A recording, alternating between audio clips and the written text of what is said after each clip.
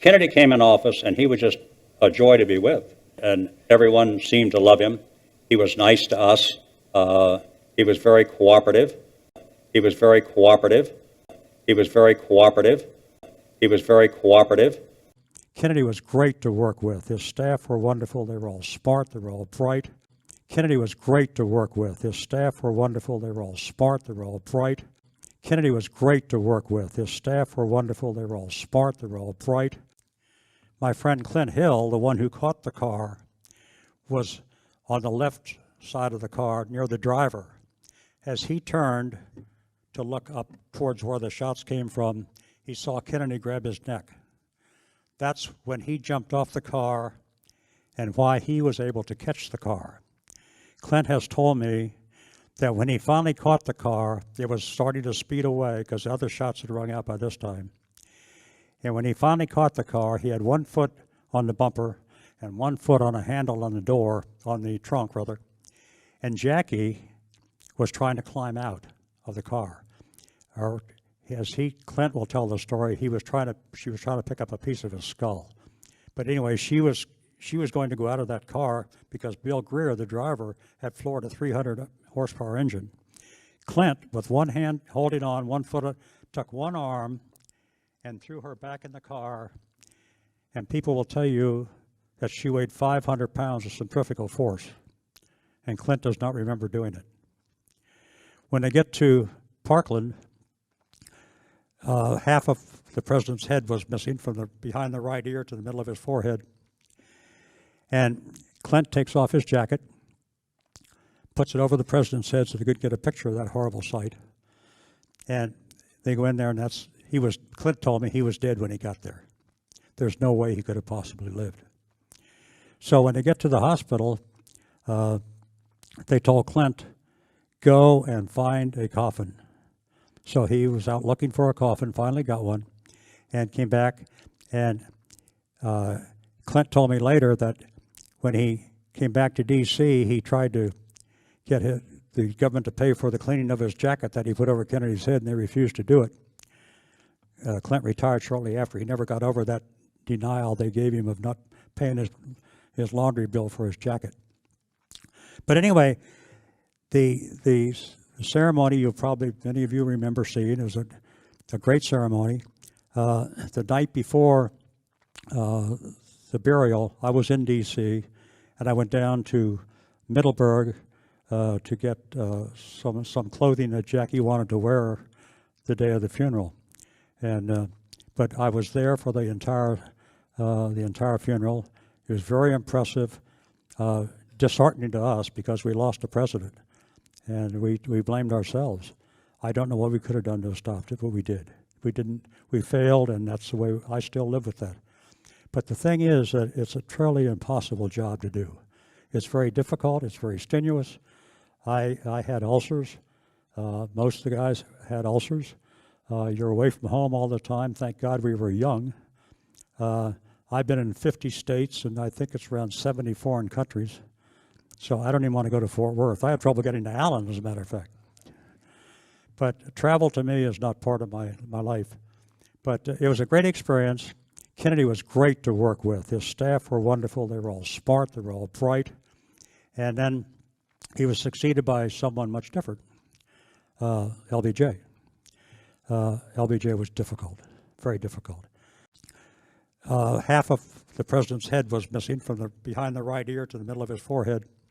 You probably also saw a lot of things that maybe these presidents wouldn't want you to share, i.e. some of the philandering that went on in some of these White Houses. Did you see things, and were you sworn to secrecy? Were you asked to protect their privacy on those things? Can you talk to that at all? I saw a lot of things that if my wife saw me do, she'd leave me. But the other side of the coin is, it was none of my business. Because I knew who they were, I knew they weren't a threat, but they were there. And as long as we knew who they were, we were fine. We didn't care what they did. But like when we flew on the press plane, we always flew Pan Am. Those stewardesses knew they weren't off duty when they got to where we were going. I mean, they would go to the swimming pool, and, I don't know what else, but and none of our business. We're not there. We're not looking for sainthood. We're looking for safety, and we are not going to judge the morals of any of them. Thank God. First off, thank you for your service. Just want to ask you, some of the information has been released on the Kennedy assassination, but they're holding back on some. Do you have any thoughts on that? I don't know why they're holding it back. I wish they would just let it all go. What difference does it make? I don't understand why they're holding it back. Now, there might be some CIA stuff in there that has something to do with something. I don't know. But they can blot out that which has nothing to do with the assassination. But I don't know why they haven't released those papers. I wish they would. What are they going to do? Over here. Does that answer your question? Yeah.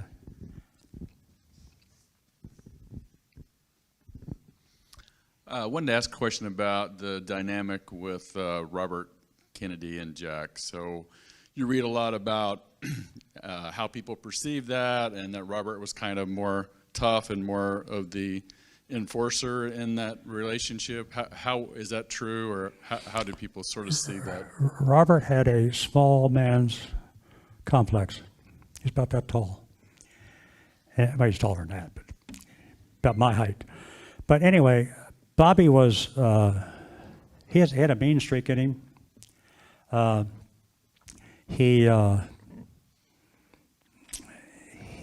I think a lot of Jack's assassination had to do with Bobby, quite frankly. If the organized crime, for example, gives you 2 strikes, strike 1, it's your fault, strike 2, it's our fault. Strike 1 was the Bay of Pigs. Strike 2 was Bobby trying to put Hoffa in prison. That's my opinion. I can't prove it, but I think it had something to do with it. Yeah, Bobby was a terror, and I don't know where Sirhan came from, but I don't know the story behind him either. But Bobby was very difficult. He was just the opposite of Jack. He and Ethel were a great family. They had like 9 kids, and Bobby was a real homebody, pardon the pun. But he was tough to deal with. As I say, he had a little man's complex. Yeah. So the day came on a trip to Texas, which he was told not to take. We begged him, I wasn't one of them, but the Secret Service begged him not to take that trip because there was a lot of problems going on politically. He did the trip anyway because Lyndon Johnson wanted him to. So he goes to Texas and everything goes fine. I did what they call the advance arrangements the day before in San Antonio where he dedicated Cook Army Hospital. He went on to Houston, I went back to D.C. Then he went to Houston and spent the night in Fort Worth, and then he came to Dallas. Moved to Russia, became a Russian citizen, married a Russian girl, had 2 Russian children, came back to Dallas, Texas. I don't know, but I don't think he come back through the State Department that way. I don't know how he got back in, but perhaps organized crime brought him back underground. I don't know, but here he was, and he's the guy who did the duty. He's the guy, there's no doubt in my mind, in the mind of people who know more about it than I do, that he's the one that shot him. In fact, an interesting story about that, I think Jack Ruby, who was out of the Mafia in Chicago, he was a Giancana guy. He ran the lounge here, and he was running a lot of hookers out of Chicago, out of that lounge. I've been told by police that they found out that Jack Ruby's job was to have shot Oswald when he left the book depository. But he failed to get it done. So he had no choice but to do what he did when he went down to the police station and shot him. I can't verify that, but people who should know told me that happened. But he was nice to us, and we miss him. But I don't know where that is. That's the White House. Oh, it's the White House in the background. Yeah, that's right. That's on us. It's a mob scene on the South Grounds. That guy's from Chicago. I just talked to him yesterday. Ron Fanias. But a crowd just went crazy when they saw him. I remember one time, I'm not proud of this, but I'll tell you anyway. there was a crowd in the White House, and he was trying to get back into his office. And this lady, she was just obnoxious. She kept, you see her here, and then you see her 10 feet down the line. And she grabbed his tie, and she tried to pull him, and she wasn't trying to hurt him, just excited. I hit her. Oh. And I just had enough of her, because she had scratched my face earlier. And I saw her, and I hit her, because she was going to pull him down, I guess. And she went down in a big pile behind me, and I turned around to him like nothing happened. He said, "Nice shot." He never gave us any problems. He was great about that stuff. He had a great sense of humor. He was the funniest man I've ever been around. A quick wit.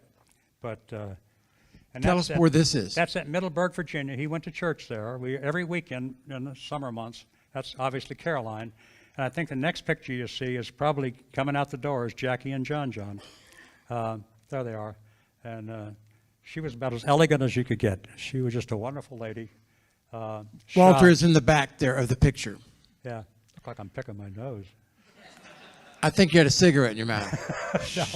No, you're not going to smoke on it. You're not smoking at that time.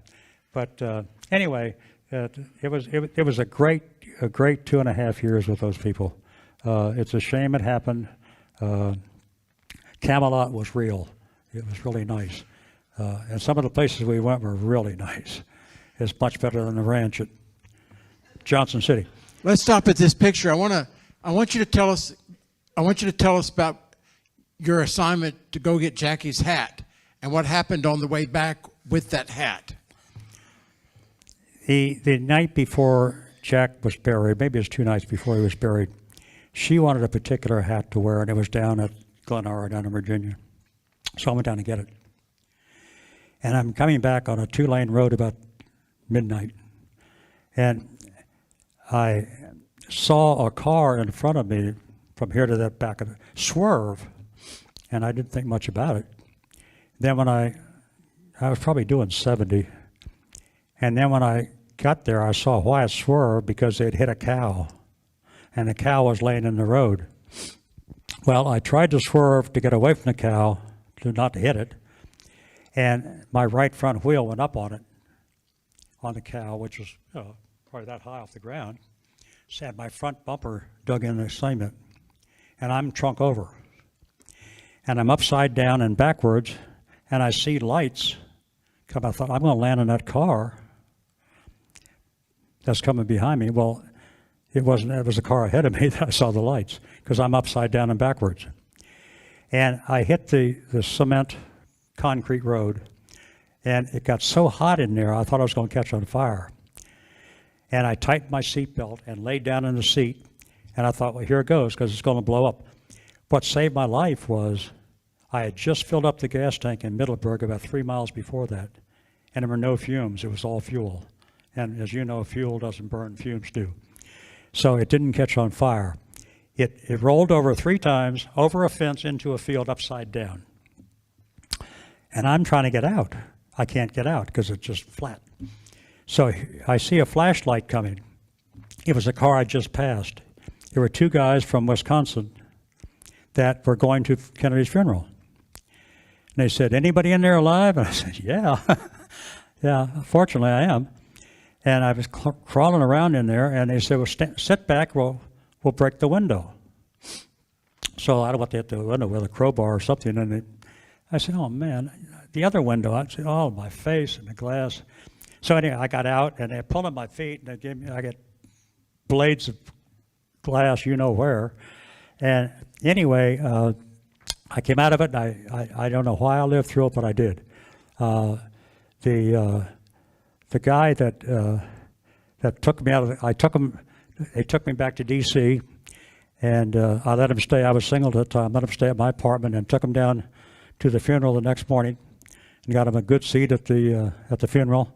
And I got some of the nicest letters from them. But there were 2 guys that, if I'd have stayed in that car, I don't know what would have happened. Did you remember to get the hat?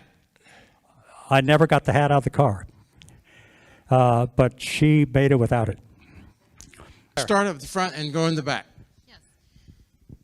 First, thank you for being here. And you had mentioned that you tried to get Jack Kennedy not to come to Texas? What were the warning signs that you didn't want him to come, or why did you not want him to come? There was a lot of stuff out there about him not coming. I remember some history of H.L. Hunt. They blamed him for a lot of stuff they had said about him. There was some other group that didn't like him. There was some anti-Catholic stuff going on. He was told you shouldn't go there. And as I say, it was so long ago, I forget all the details of it. But there was animosity in the air about John Kennedy in Dallas. Does that answer your question? And yet, Dallas gave him one of the biggest, outside of Berlin, one of the biggest receptions of his career.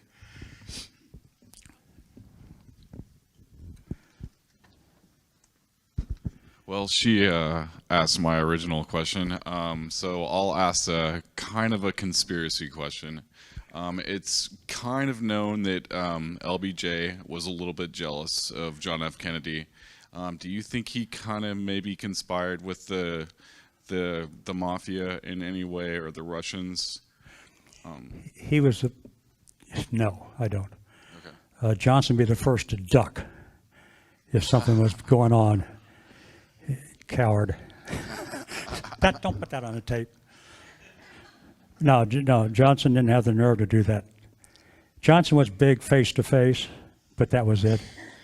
I mean, I can't prove he didn't, but I can't imagine him doing that. They didn't like each other. There's no doubt about that. Right. That's the only reason I asked Yeah. the question, is because No. like it was kind of No. popular that like They were he like, was very jealous of yeah, JFK. they were like night and day. You know, one's sophisticated, one was a farmer. You know, whatever.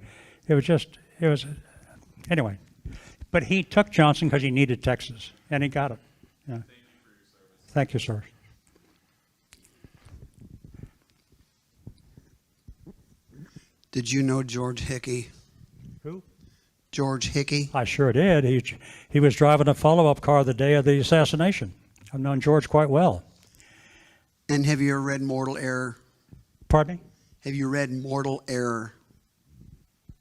The book? Do you think they should, Mortal Error. for not having a bubble? I don't understand the question. I'm sorry. Have you ever read the book Mortal Error? You know what he said?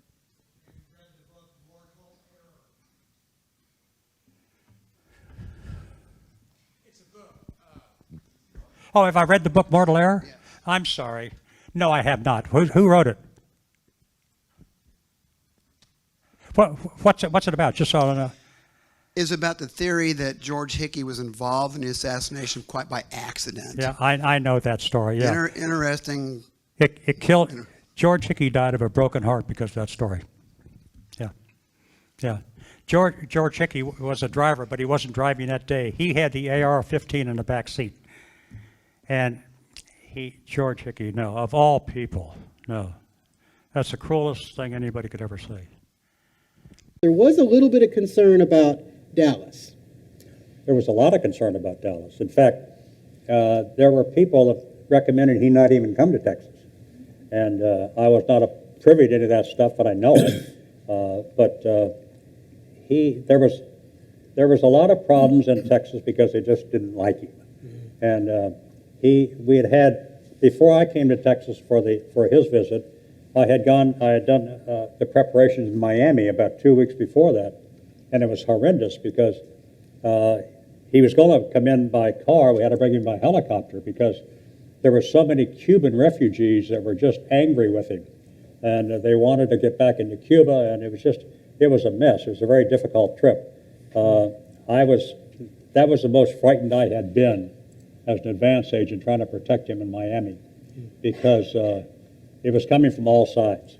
And thank goodness he got out of there that night, but it was a very, very scary night. I like to just jump right in the middle of things and say hi to everyone, but he was also reasonable. You could talk to him about some problems. And there were cases where we knew there might be a problem, so we'd say, let's not do that. He would usually agree. But he was just a joy. And that was my first assignment at the White House. And I had spent a little bit of time with Eisenhower earlier, but Eisenhower was nice, but to say, the nicest thing I could think of, he was kind of boring. He was a general first, last, and always, and everyone else was at best a sergeant, and I was a private. But the thing is, he was such a change from Eisenhower. He was personable and friendly, and the country really came to life under his presidency. Once the president was pronounced dead, the coroner showed up and said, "You can't leave." Well, that didn't set too well with Jackie, nor the Secret Service. We wanted to get him out of town. So anyway, the ambulance showed up, and we'd already bought a casket. Clint Hill went out and bought a casket. And as they're loading him into the ambulance, the coroner tried to prevent him from doing it. I don't want to say what happened to the coroner, but he disappeared. And anyway, the guy driving the ambulance was disappeared too, because one of the agents drove the ambulance. They get to the plane, and they're carrying the casket up the steps. Well, it didn't fit. They had to break the handles off the casket to get it on board, and it was just it was a mess trying to get out of here. And in fact, the manager of Love Field said, "You can't leave." And they said, "Oh, really? Watch this." But and years later, I met the manager of Love Field, and he didn't like me because I was part of the Secret Service, and he still held a grudge against the fact that we took the body out of Love Field without all the proper dignity and all the laws that was required to remove a dead person from the city of Dallas. Well, it wasn't our place to discuss it. It was investigated by a congressional committee, and I have opinions about it that people who were there tell me. I don't know if they're correct or not, but I mean, there are people tell you organized crime is behind it, or all kinds of reasons. Like Oswald, here's a guy who renounces. He got dishonorable discharge from the military. Got dishonorable discharge, renounced his American citizenship, moved to Russia, married a Russian girl, had 2 Russian children, and all of a sudden he's back in Dallas, Texas. People at the State Department tell me that they don't think he came back through the State Department. I don't know if that's true or not. However, if it is true, how did he get back? Who brought him back? Why was he here? I don't know the answer to all those things. But there's a lot of mystery about Lee Harvey Oswald. And when was the limo brought back up to D.C.? I think the next day, if I recall. Okay. And I saw it in the garage. I think it was the next day I saw it in the garage. And but it hadn't been cleaned up yet. it had not been cleaned up yet. Parts of his skull were Right. there. The whole right side of his head was shot off. That's Right. where the bullet hit him. And So- he took the first one through the neck. Right. And that's when he grabbed for his neck. Right. And then when it hit his head, that's a picture of the agents assigned to President Kennedy at the time of the assassination. All the agents assigned. Okay. And I should be able to pick you out here. Oh, there you are. Yeah, self-alphabetical. Yeah. Okay. So this is a picture of all the agents at the time, and there's Dad right there. Okay. Okay, we're interviewing Walt Coughlin, who was in the Secret Service in the 60s and in the White House with John F. Kennedy. So when did you join the Secret Service? February of 1961. And why did you join the Secret Service? Well, I majored in criminology in college. I really wanted to go to law school, but didn't have the money to do it. Then I thought about applying to the FBI, and friends in the FBI told me that there was no fun to work there, and I went. I knew of the director of the Secret Service, and he invited me to apply, and I was lucky enough to be accepted. Okay, and this was in 61? 60. I applied in 60, but I got in 61. Yes. Okay, and did you know other people already in the Secret Service? I did. Okay. And they were happy with it, and I thought I would like to do it, and I'm glad that I did. Yeah. And so when you first joined the Secret Service, where did you start? Charleston, West Virginia, because their jurisdictions are anything counterfeiting, and there was a lot of counterfeiting going on in West Virginia at the time. It was a difficult place to work because no one wanted to cooperate with the federal government. But I spent a year and a half there, and I learned a lot. I saw a lot, and I was lucky enough after a year and a half to get transferred to the White House. And did you apply for that transfer, or how did that transfer happen? No, you don't apply. If you apply too much, they'll never take you. Okay. Because they think you're some political animal or something. And, no, it's just a professional approach. Okay. They do bring you in for a look-see for a couple-week temporary assignment. And you think while you're there, the supervisors are the ones that are going to recommend you. It's not. It's the guys you're working with. And they're the ones that say yes or no. And who were some of those guys at the time? Do you remember who all was there? I remember all of them, and I kept my mouth shut and listened to them because I didn't know what the heck I was doing. I just wanted to learn, and became good friends with all of them. And I saw some temporary guys that were there that thought they were the honor in the White House for their presidents, and they never made it. Right. They never were qualified to go. Okay. So this was then, so you were asked to transfer to the White House, you accepted that transfer, and that transfer was when? It was in February, no, I'm sorry, 1962, about May, April or May, I forget. Okay, so early mid 62. Okay, so Kennedy's already in the White House. Oh, yes. Okay, and does he have any say, or is this all a decision about the it's Secret all about Service? the Secret Service. Okay, all right. He has So to say he can get rid of you. sure, yeah. All right, so Kennedy's already in the White House. There's already obviously a Secret Service team there. What were your duties initially in the White House? Well, when you first start, you're on a shift. Every 2 weeks you change shifts. There's 3 shifts at the White House. You get 2 days off a week. And they did to me what they do to every rookie. They put you on the midnight shift for the first 2 weeks. And you don't see anything except darkness and halls. And but anyway, it intrigued me. I enjoyed it. Kennedy was nice to us. Mrs. Kennedy was nice to us. And I was looking forward to a career. Okay. And in those early days, did you have, it sounds like you did have interaction with the president and the first lady. Well, they were very friendly. Kennedy he knew all of our names, which was kind of an interesting thing. Yeah. And she was nice. She was very quiet, and the kids were little, so we had no really interaction with them. Yeah. But they were nice kids, and everything at the White House was nice. Do you remember your first interaction with President Kennedy? Yes. When he's in the mansion, you hear a bell ring that means he's going to the office, and so you go from your post in the mansion to follow him to the White House. And I come downstairs to follow him, and he turns and said, "Hey, Walt, how you doing? Welcome." And I was shocked that he knew my name and that he even was nice enough to recognize I was there. Right. And what about your first interaction with Jacqueline Kennedy? I didn't have much to do. There was a detail assigned to her, but she was a very private person, a very quiet person. And she was nice, but I really never had much interaction with her, but I liked her. Right. Okay. Okay. So you have a bunch of great pictures from your time in the White House and the Secret Service.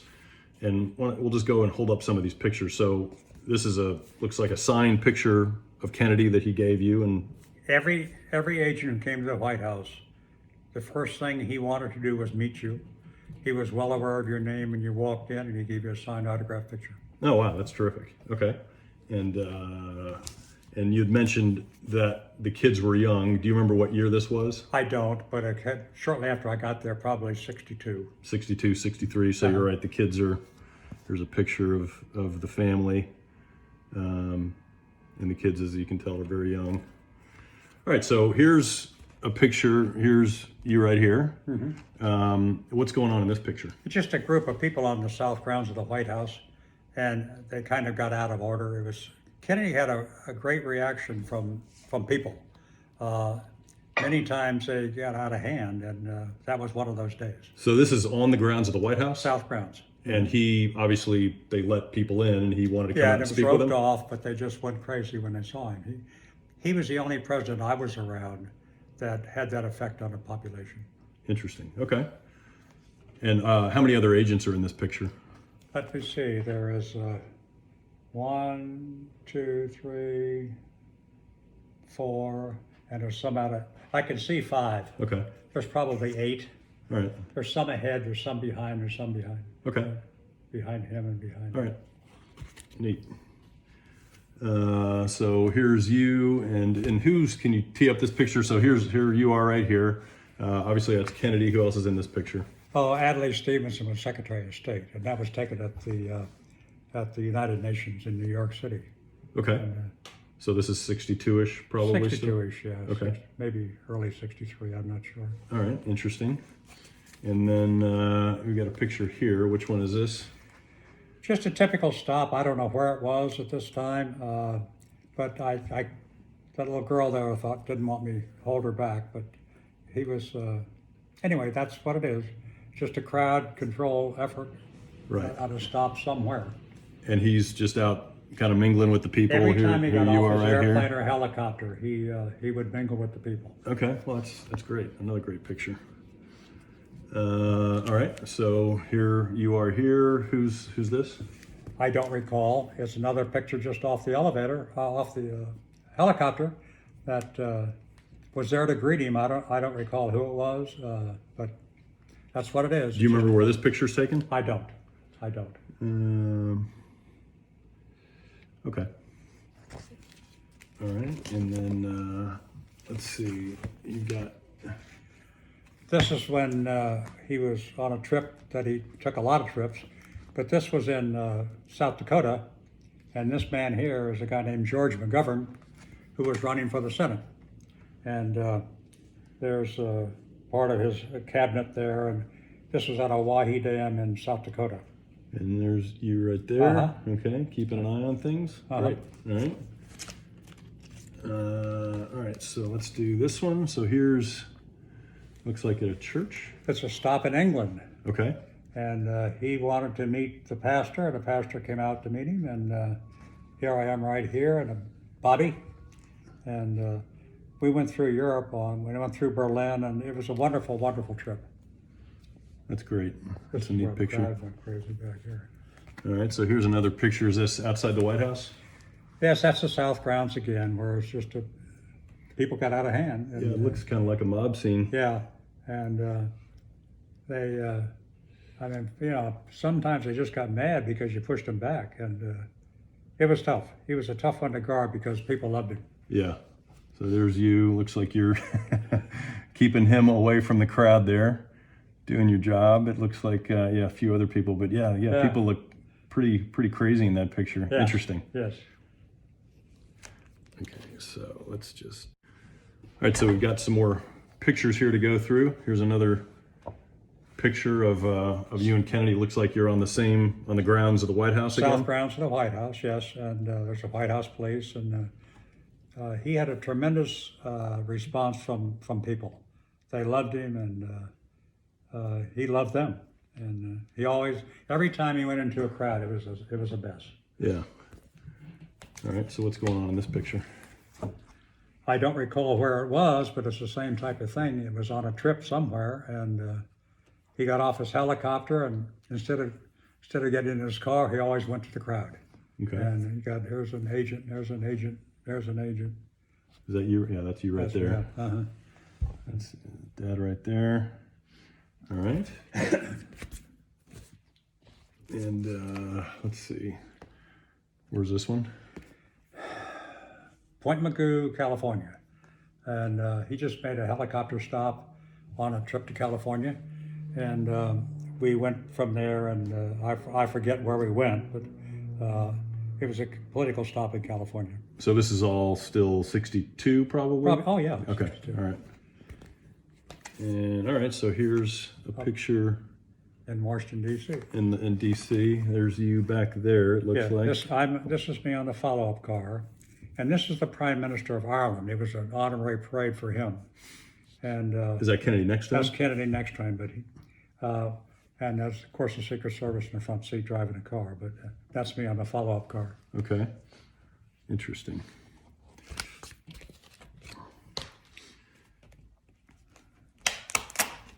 Okay, so looks like he's got his daughter there. There's you. Yeah, Kennedy had a place at Middleburg, Virginia, and this is a Sunday Mass he went to in town, and that's Caroline leaving the church in Middleburg. And who's that in between you and Kennedy? Is that another? It's an usher Oh, okay. at the church and myself. Okay. All right. And what do we got going on in this picture? I don't recall where this picture was taken. Obviously, an airport stop somewhere. This is Clint Hill, assigned to Jackie from the Secret Service, and he's the one who jumped in the car at the assassination. Just an airport stop, and I don't recall where it was. Okay. And is that you? Is it back of your head right there? This is me here. Yeah, Yes, right. back Okay. of my head. Okay. And then, all right, so, Is that the last one of him? yeah.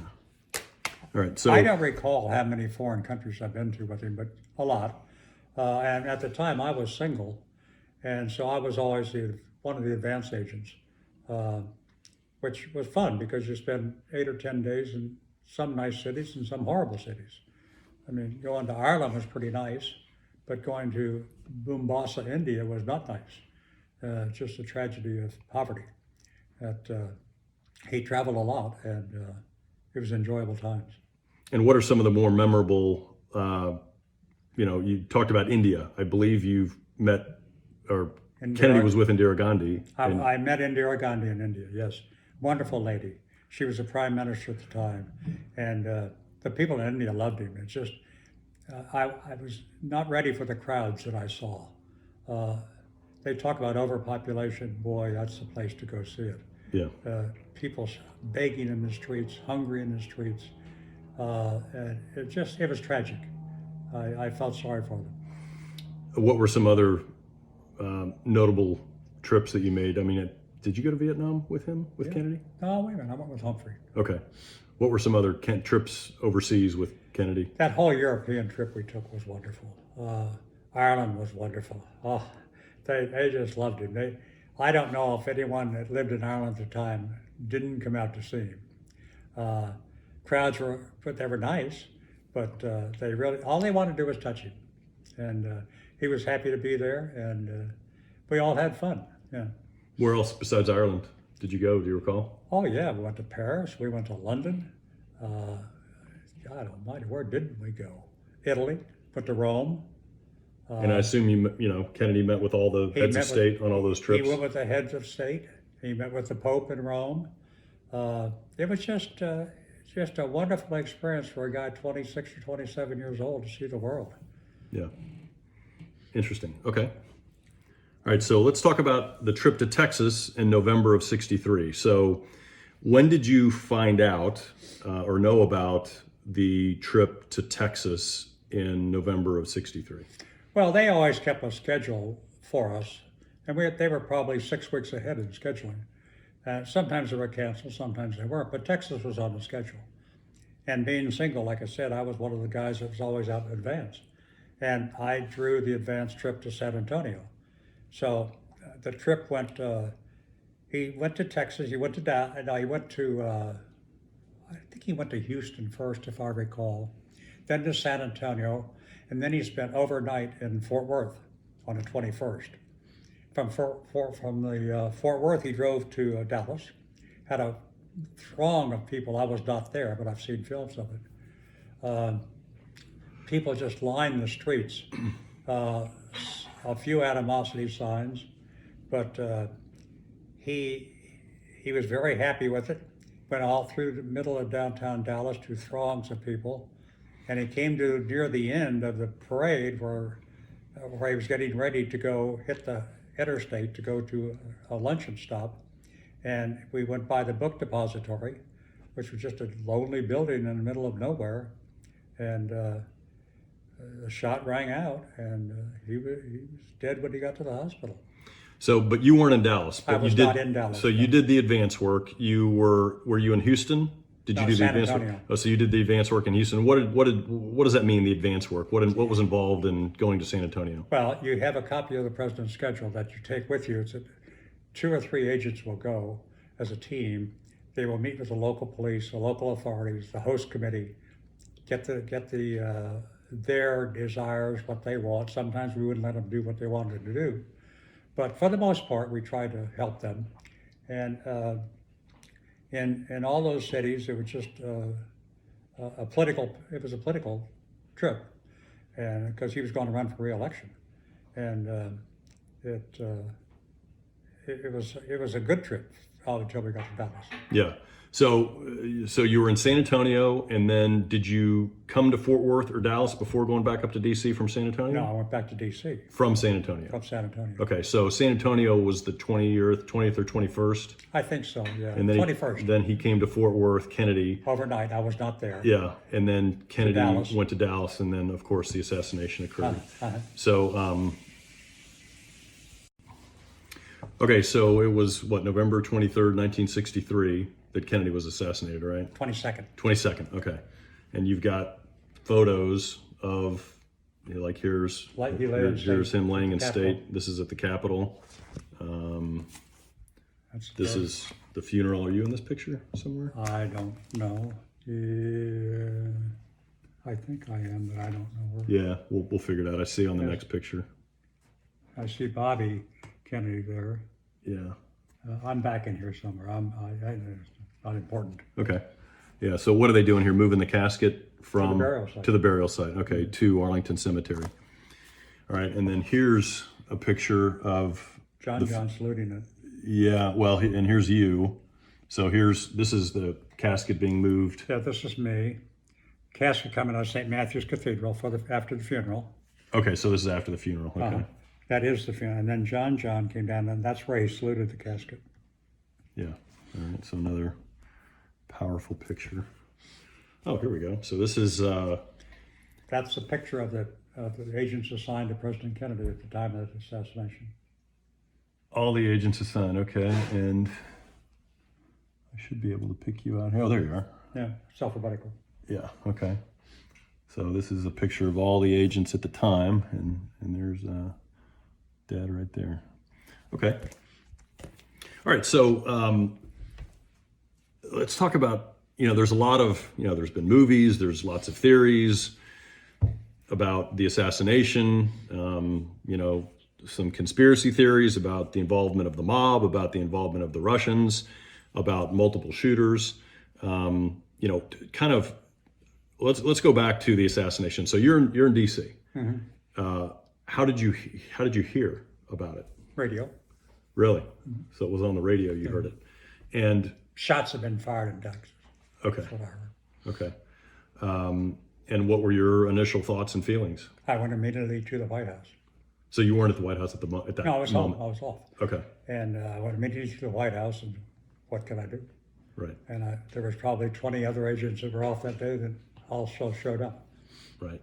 And when did you find out from the radio as well that he actually died when they announced it? I don't recall, but probably. Yeah. It was a while before they announced his death. He was at Parkland for several hours before they announced it. Right. I don't okay. recall where I was when they announced it. Okay. And you've got some interesting firsthand experience. Talk about the limo that he was in, and it coming back up to DC, and you have your own thoughts about what really happened based on some firsthand evidence that you saw. Yeah, he was in a Lincoln without a top, without a roof on it, and there's, in my opinion, I've never found reason to believe that anyone besides Oswald was the person involved. He had the perfect place to do it. I went up into the 6th floor of the book depository where he shot him from. He was you couldn't see him from where the motorcade was. He had an angle on the windowsill up for his gun, and he was hid in a corner. And he was at a point where he stood on the 6th floor, Kennedy was going downhill. So really, if you're looking through the sights of a gun, the target never moves. Yeah. Okay. And when was the limo brought back up to DC? I think the next day, if I recall. Okay. And I saw it in the garage. I think it was the next day I saw it in the garage. And But it hadn't been cleaned up yet. it had not been cleaned up yet. Parts of his skull Right. were there. The whole right side of his head was shot off. That's Right. where the bullet hit him. And So- he took the first one through the neck. Right. And that's when he grabbed for his neck. Right. And then when it hit his head, that's when he. But another one of your, I've heard you tell this story, another one of the reasons that you believe it was only Oswald was there was no blood or anything else. Everything was forward. It was in the front that's all seat, it was in the forward, back seat, yeah. there was nothing on Nothing the trunk. came from the grassy knoll. Right. Nothing came from the grassy knoll. And it was Oswald. Why he did it, who the heck knows, you know. Right. He had a history of kind of being an eccentric type of guy, kind of a loser type of guy, but no one knows. But if there had been a shooter from the grassy knoll, which was kind of in front and to the side, there would have been something, blood or something From a on different the direction. from a different direction on the trunk of the car. Everything came from above and in the direction of the car. Nothing came from across the other side. Nothing came any other way except the grassy So the knoll. trunk of the car was that you saw clean. was spotless, right? Yes, So it was all inside. everything was inside the car. In fact, you could almost see an outline of Bill Greer, the driver of the Kennedy's car, against the windshield. Right. Because that was his brain matter that was there. Right. Okay. And what are your thoughts about involvement of the mafia? I don't know. I heard so many rumors. People tell me that I talked to a couple of people that knew the assassin, and they said he was kind of an eccentric political guy. I don't know if anybody else was involved. I would think the Warren Report would have found him if there were, and they didn't find anyone else involved. Now, somebody might have set him up. I don't know that. Yeah, but Ruby killing him. I mean, Ruby was mob connected.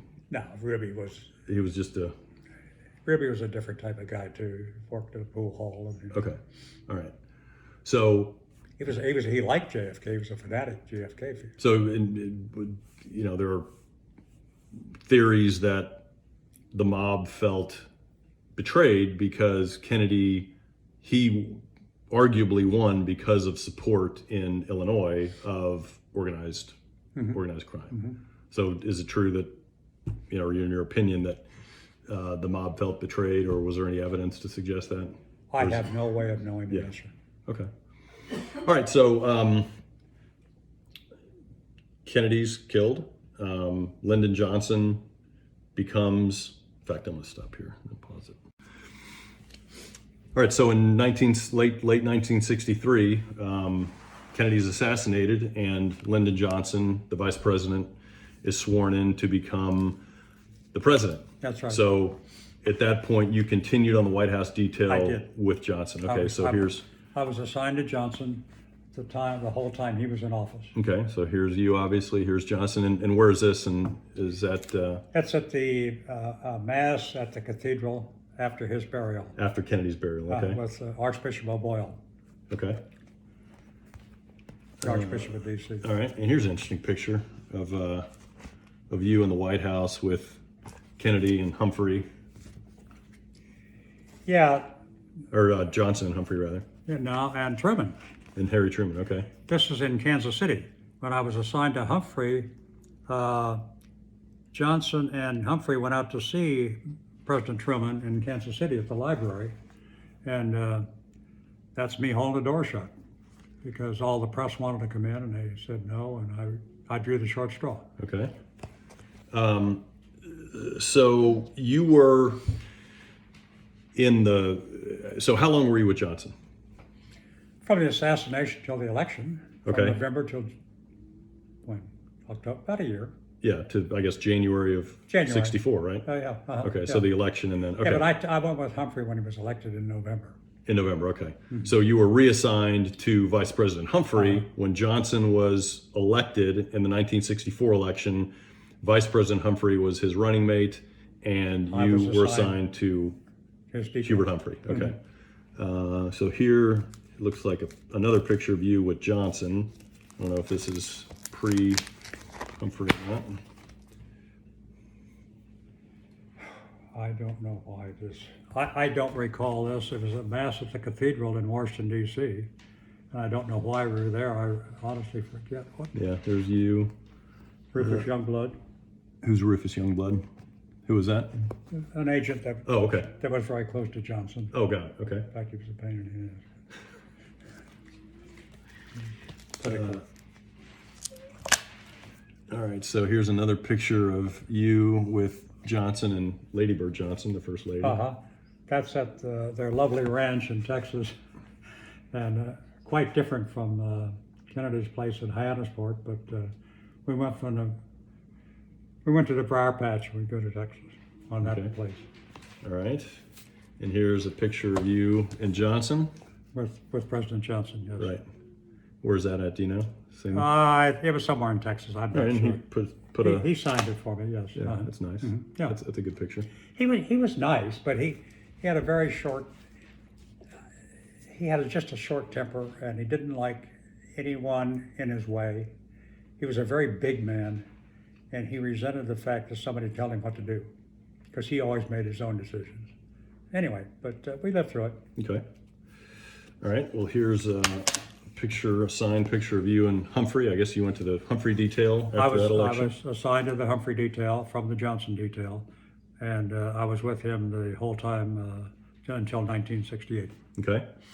So that's a nice picture. Very nice. He man. was Very nice man. kind, nice guy. Yeah. Very nice man. He very liberal from Minnesota, but his family was nice and treated us nice.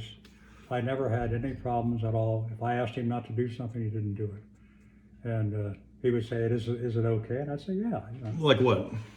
Oh, sure. Is it okay to get out here? Oh, okay. No. So it's more no. security type things. Yeah, stay in the car. Right. Right. No, this is not. There's a bunch of hippies over there waiting to slap you. Right. But because I had him the whole time of the Vietnam War, I see. and it was tough. Right. Because he was, I think he never said it, I never heard him say it anyway. He was, I think, opposed to the Vietnam War, but Johnson was not, so he just kept his mouth shut. But anyway, it was difficult times. It was every place we went, there were hippie. And these just autographed letters from him. Let's see, this is for my, this is a letter he sent me the day I got married. Oh, nice. Okay. But he was that kind of person. He was very, very, And that's Christmas, it looks like? Yeah. Christmas letter? just a Christmas letter from he and Mrs. Humphrey that they sent me in December of 1969. I'll see if I can find the video clip and edit it in, but I was watching a special on James Brown, and there was some video footage of James Brown doing looked like a fundraiser or some type of political event where it was a concert and Hubert Humphrey showed up, and out of the car with Hubert Humphrey, you walk up on stage with Hubert Humphrey at a James Brown concert, an outdoor James Brown concert. I don't remember where it was, but do you remember that day? I think it was at Glen Echo, but I'm not sure. Okay. I think it was nearby. It was Right.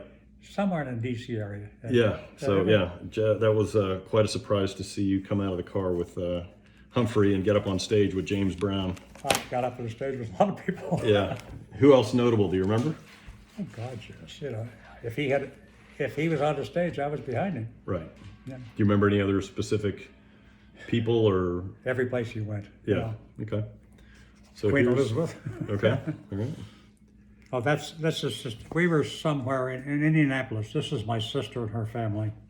And we got a picture with the vice president, Yeah, that was nice. Sarah Vaughan. Oh, yeah. Not that I care, but And yeah, who's this? this is a picture of Sarah Vaughan. He went to a musical, and anyway, Sarah and he were good friends, and that's the way it was. And there's you in the background there. All right. Let me see what this is. This is somewhere in Vietnam. I don't recall where. That was a difficult trip, very dangerous trip. And anyway, we got through it. Yeah. Who's he? Do you know who he's shaking hands with? Do you remember? I don't know. I forget. No, he wasn't the president of Vietnam. Okay. That's nothing there. All right. Well, that's a picture of you with Humphrey. Looks walking the street somewhere. Okay.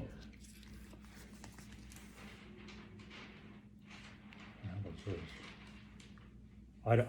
This is just a picture somewhere. Yeah, it looks like he's on the campaign trail. Yeah. There's you. Yeah. Okay. And this is I remember this is in Karachi, Pakistan. We were waiting for the escort, which never showed up. Okay. When you go overseas, you're never quite sure what's going to happen. They might show up with one motorcycle or no motorcycle. So there was no escort, huh? No. Well, we finally got it there, but I think they forgot about it or something. All right, and That's just, I don't even know where it is, but it's just a kid wanting to shake his hand. and there's somebody put in here. There's something about that photographer. Do you remember who took that picture? No, I don't Oh, know. okay, but you knew who they Whoever. were. All right. We got a lot of these pictures from the news reporters. This is just, I don't know where we were, but he was getting out of a car, and that's the way we always got out. I got out first, and I had to, before I opened his door, I made sure another agent was out there with him. Got it. Okay. And we've already done that one. Yeah. Yeah, well, let me figure. How was this? Let me remember this one. How was this? Oh, I know. It's India. Well, there's one that says Monrovia, Liberia. That's where it is. That's where, because I was looking at that. That's Okay. not India. Yeah, he went. You went to Liberia. Okay. This is that on? Yeah. This is a trip to Monrovia, Liberia, where he went to be with the inauguration of the new president of Liberia. And we all had to wear tuxes, and this old Iowa farm boy in a top hat didn't quite feel comfortable with it. Yeah. That's a neat picture, though. And that's in Liberia. There's one there in the back of you.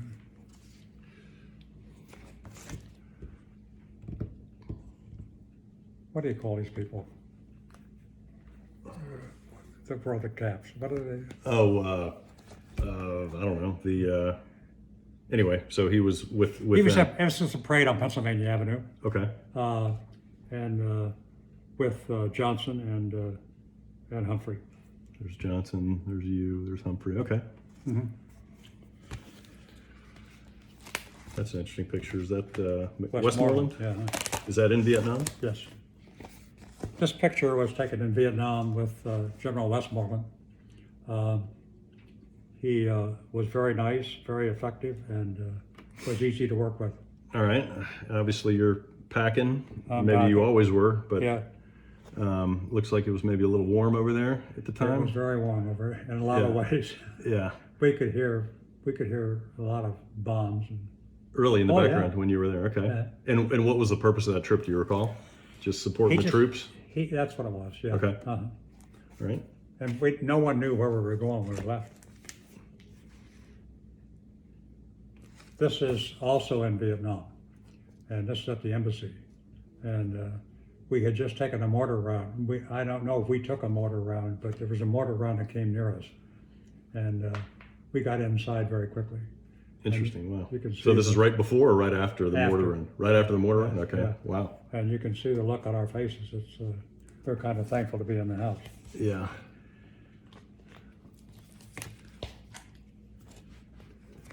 This is New Delhi, India.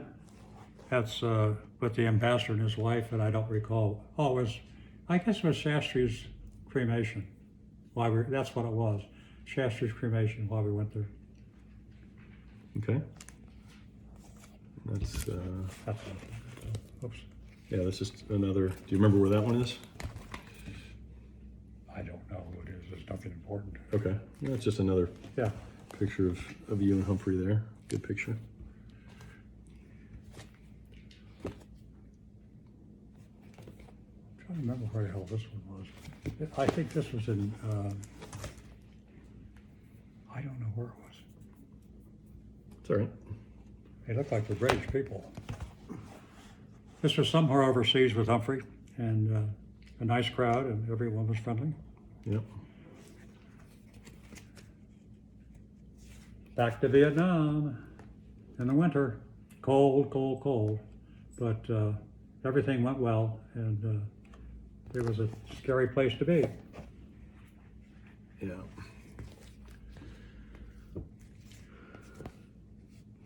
That was during the 1968 campaign where he was running for president. And I don't know what city we were in, but that's what it was.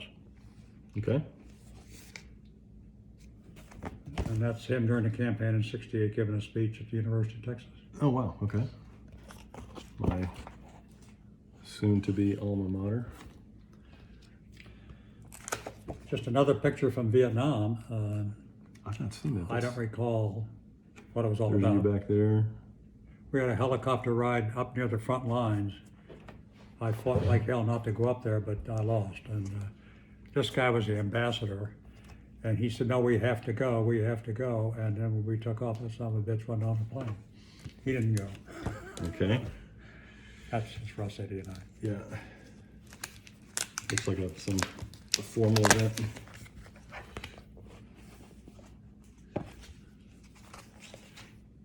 Oh, that's Harry Truman. Okay. That's Harry Truman. You wrote a nice And this letter. is in California with a guy named Hopalong Cassie and his wife,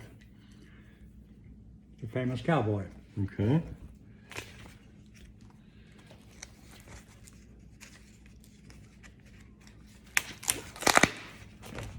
This is the youngest Kennedy brother, Okay. Teddy.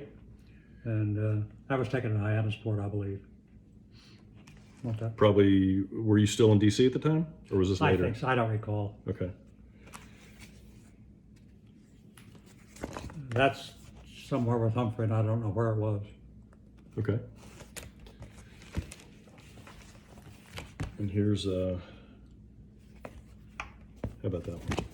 Oh, that's Governor Rockefeller in New York, and just to say hello. It looks like the 70s.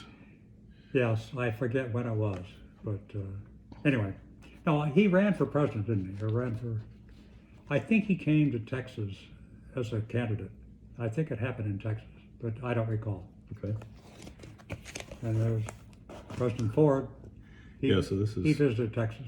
Rockefeller was his VP nominee, wasn't he? I don't recall, but that's Ford after a visit to Texas, and where I was the agent in charge of the Dallas office, and he was getting on the plane to leave and thanked us for our service. Yep.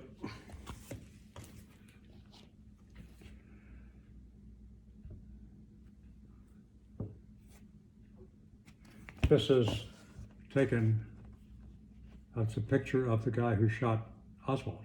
Ruby. Ruby. Who sent you that? Jim? Travell, this guy. Oh, this guy with the hat. Oh, wow. He was a Okay. cop. He was handcuffed to him. That's Ruby shooting him. Right. Wow. And was he a Dallas police officer? Yes, nice guy. He, And is this, who's that down there? Is that him? yes, that's him. Yeah. When was this? Later on, just 2003. Okay. I don't know. Neat. This is 1963. 63 and That's 10 2003, years so- later. And there's my friend President Bush. And that was here in Dallas? Uh-huh. Yeah. Yeah. Very nice.